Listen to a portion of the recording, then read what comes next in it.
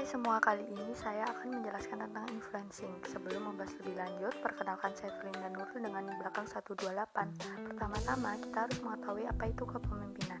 Kepemimpinan adalah proses mempengaruhi antar pemimpin dan pengikut untuk mencapai tujuan organisasi melalui perubahan, sehingga pemimpin dan pengikut saling mempengaruhi.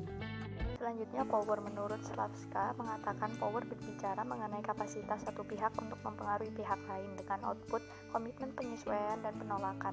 Terdapat dua sumber power. Yang pertama, position power berasal dari manajemen puncak, dan yang kedua, personal power berasal dari perilaku pemimpin. Terdapat 7 macam jenis power dan taktik mempengaruhi.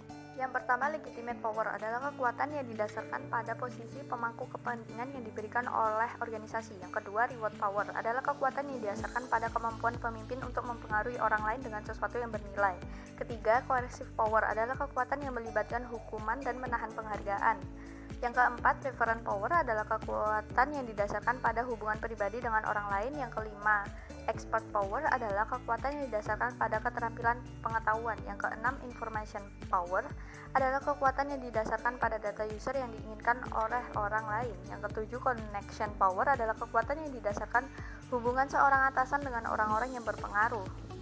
Selanjutnya, politik organisasi. Politik adalah proses memperoleh dan menggunakan kekuasaan.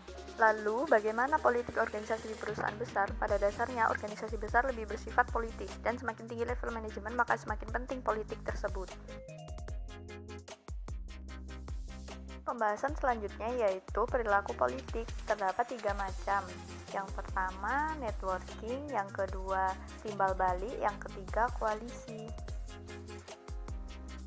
Bagaimana mengembangkan kemampuan politis? Yang pertama, memahami budaya organisasi. Yang kedua, menciptakan hubungan kerja. Yang ketiga, menjadi pemimpin yang loyal. Yang keempat, mendapatkan pengakuan. Selanjutnya, networking. Networking adalah bagian dari politik, dan kita dapat mengembangkan kekuatan dan pengaruh dalam mencapai tujuan. Dalam networking terdapat 5 proses, yaitu yang pertama, melakukan penilaian diri. Yang kedua, menciptakan penjualan diri 1 menit. Yang ketiga, mengembangkan networking. Yang keempat, melakukan wawancara networking. Yang kelima, mempertahankan networking. Negosiasi adalah proses di mana dua pihak atau lebih memiliki sesuatu yang diinginkan pihak lain dan berusaha untuk mencapai kesepakatan. Terdapat 4 langkah proses negosiasi, yaitu yang pertama, rencana.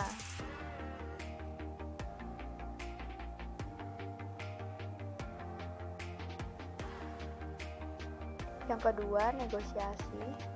Yang ketiga, penundaan. Yang keempat, perjanjian. Sekian penjelasan saya tentang influencing. Terima kasih. See you next project.